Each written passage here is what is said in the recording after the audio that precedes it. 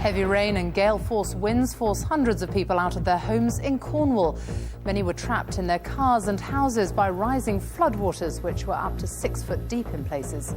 The government promised to help Cornwall get back on its feet as people try to salvage what they can. The whole downstairs is completely ruined, and the smell is just unreal. Also on tonight's programme. On cloud nine, Prince William and Kate Middleton enjoy the moment as they sit down with palace officials to decide when and where their big day will be. A murder inquiry is underway in Berkshire after police pull over a van and find a dead body. A number of arrests have been made. And I'll be reporting live from Camp Bastion in Afghanistan's Helmand province. We hear from the first ever Afghan national women's football team about their dream of playing on the pitch where the Taliban once carried out public executions. Later on the BBC News Channel, I'll have all the sport as Andy Carroll faces a late fitness test ahead of England's friendly against France tonight.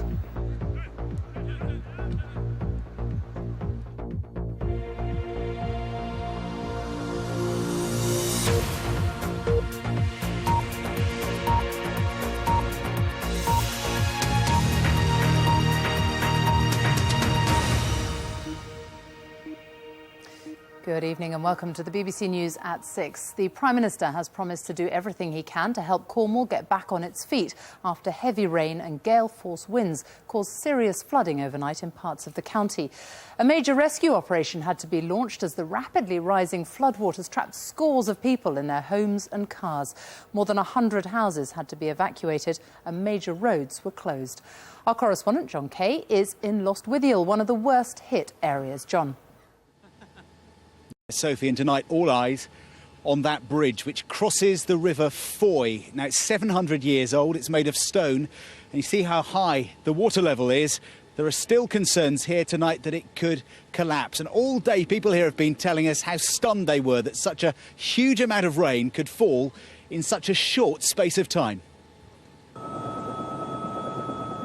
First thing this morning, and Cornwall woke up to chaos.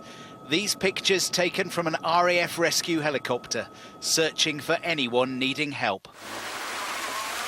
This coastal county is well used to water, but the overnight rain brought it to a standstill.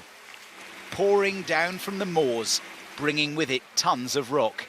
In towns like Lostwithiel and Mevagissey, the morning rush hour had come to this.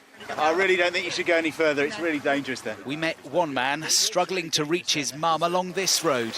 Yes, this is a road. It is scary because, I mean, the last time Lostwithiel got as bad as this was like about 60 or 70 years ago when like the river breached before. So this is, in our generation, the first time it's ever really happened.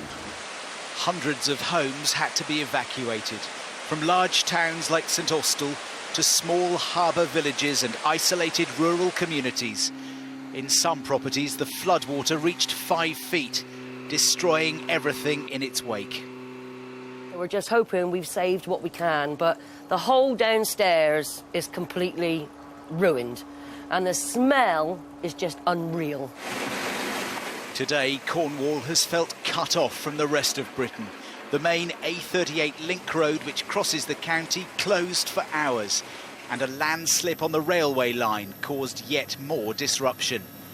From the air this afternoon, we saw back gardens turned to mud baths. Lostwithiel's ancient stone bridge closed for fear of collapse. Communities trying to clear up before the next big worry. Even though the rain has stopped falling now, the next problem that people down there are facing is going to be the rising tide. You look down at that car park, it was starting to clear a short time ago, but as the tide rises, those cars are floating all over again. As council workers desperately tried to clear the drains, businesses like this carpet shop are left wondering if times can get any tougher.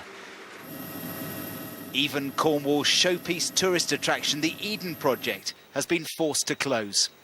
There's a huge amount of damage. Actually, everything is waterlogged. All the stuff that's come off the fields and everything means that, you know, everything's going to be disinfected and dried out. So it's a heck of a mess. Just 3 months ago, David Cameron was here for his summer holidays. Tonight, after the first big storm of the winter, he's promising this county government help.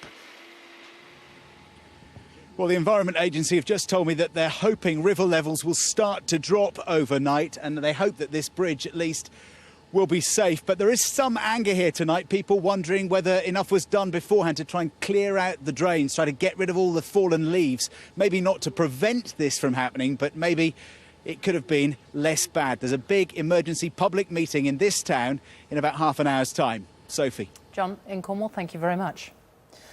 Prince William and Kate Middleton are said to be on cloud nine tonight following the announcement of their engagement. They've spent much of today with palace officials trying to decide on a date and a venue for their wedding next year. A spokesman says they're mindful of the current economic situation. Our royal correspondent, Nicholas Witchell, reports his report does contain some flash photography. Finally, their great secret was out. William and Kate facing the cameras yesterday, going public with the decision they'd reached last month.